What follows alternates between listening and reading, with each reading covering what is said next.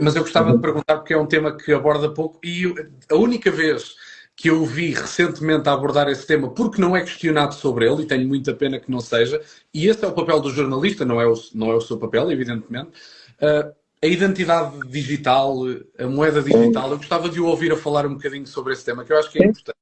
São Acho que temas há pessoas que querem fundamentais. ouvir falar sobre ele e eu gostava de perceber, André Ventura Presidente, como é que se posicionaria em relação à União Europeia, que já está neste momento na Alemanha a retirar caixas de multibanco, as pessoas começam a poder levantar cada vez menos dinheiro e, portanto, como é que se posicionaria em relação à União Europeia e essa entrada em vigor da moeda digital? Sim, é verdade, nós não temos às vezes a oportunidade de falar sobre isto.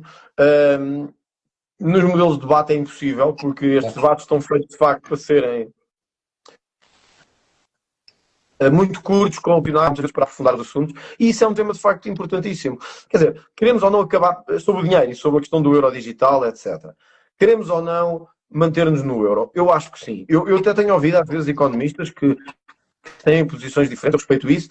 Eu não sou economista, mas do que me é dado a conhecer da economia neste contexto, Portugal cometeria um grave erro se saísse do euro. Até porque a sua economia provavelmente entraria numa inflação brutal, sendo o único país no Ocidente, na Europa Ocidental, se tem a mesma moeda que os outros países. Acho que seria dificultar, sou contra a saída do euro, acho que nos devemos manter no euro, acho que Portugal se deve manter na União Europeia, no euro, e como deve ser mais, eu até acho que Portugal tem condições de ser uma espécie de Suíça da Europa, de farol da Europa em várias coisas. Dois, é um erro estúpido nós acabarmos com o dinheiro tal, o dinheiro físico. E é importante que as pessoas percebam isto. Isto não tem nada a ver com questões de natureza económica, digamos assim. Isto tem que ver com controle. Nós, nós gostamos de ser livres. Como tem dito o Milei, não há palavra mais importante no dicionário de um político, a palavra mais importante no dicionário de um político deve ser a liberdade. Ora, o acabar com o dinheiro físico e tornar-nos dependentes do dinheiro digital é acabar um pouco com a nossa liberdade.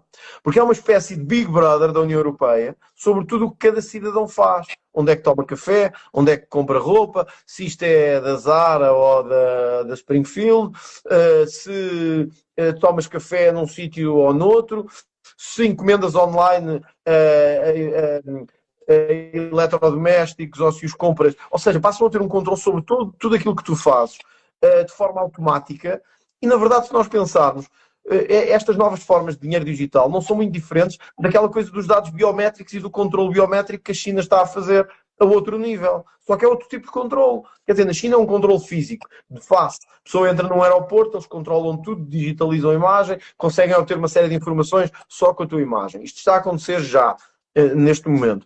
Nós não queremos uma Europa que se torne um Big Brother. Nós queremos uma Europa de liberdade, de controle de fronteiras e liberdade. Queremos de investimento, de crescimento económico, etc. Mas quer dizer, não uma Europa em que Bruxelas, sem nenhuma legitimidade, sem ter sido eleita por ninguém, anda a controlar tudo o que fazemos, toda a forma como vivemos e o acabar com o dinheiro físico. É um exemplo disso. Portanto, é mais uma forma de tirania centralizadora de Bruxelas. E eu acho que nós não devemos ter medo das palavras. É mesmo uma tirania centralizadora. Eu espero que o governo português não caminhe nesse sentido. No que me diz respeito, enquanto Presidente do Chega, tudo faremos no Parlamento para evitar que isto aconteça, mas também como Presidente da República, se for eleito, procurarei bloquear qualquer sentido que vá ao encontro dessa Big Brother digital que querem criar.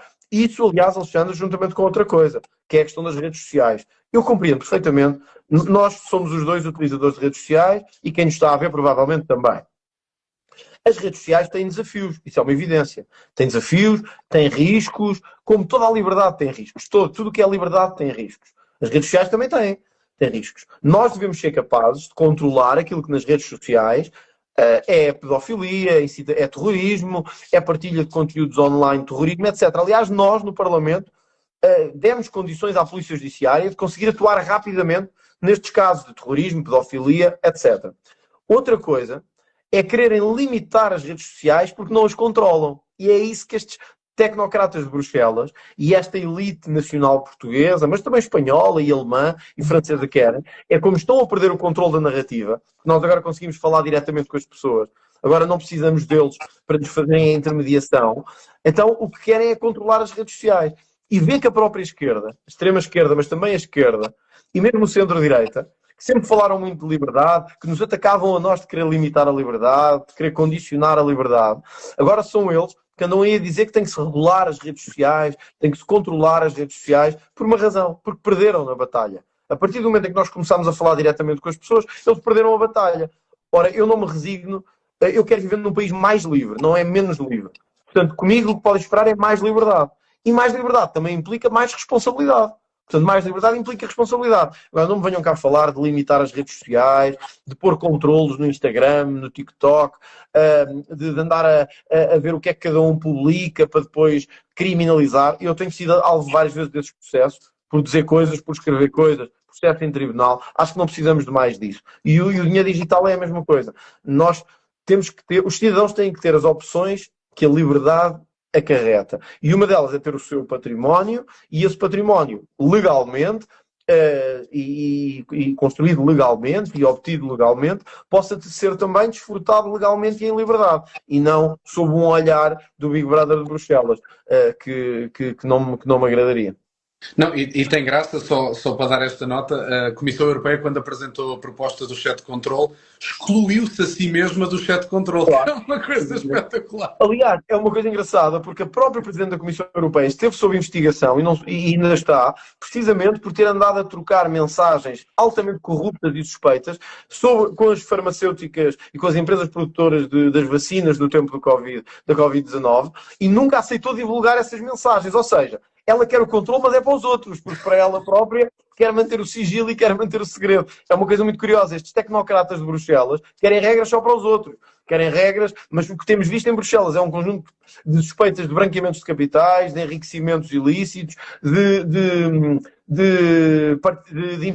desvio de dinheiro para investimentos privados, e quer dizer, depois querem pôr controle aos cidadãos, mas eles próprios não querem ter esse controle. É uma hipocrisia. Olha, esta é mais uma das hipocrisias que temos que lutar. Por acaso podíamos ter outro cartaz que era: os burocratas de Bruxelas têm que cumprir a lei. Esqueci-me desse, que é para as próximas Tem que cumprir eleições. as próprias leis, que é uma coisa As próprias leis, porque eles é que as propõem.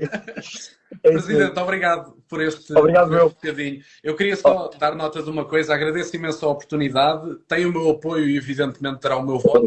E agradecer-lhe também porque foi um dos principais responsáveis pelo meu acordar político, e estou-lhe muito grato por isso, e, portanto, estar aqui a falar consigo hoje é uma oportunidade enorme. Estou muito feliz por estarmos aqui a fazer isto, e só espero num futuro próximo podermos repetir. Tenho muita felicidade em fazê-lo.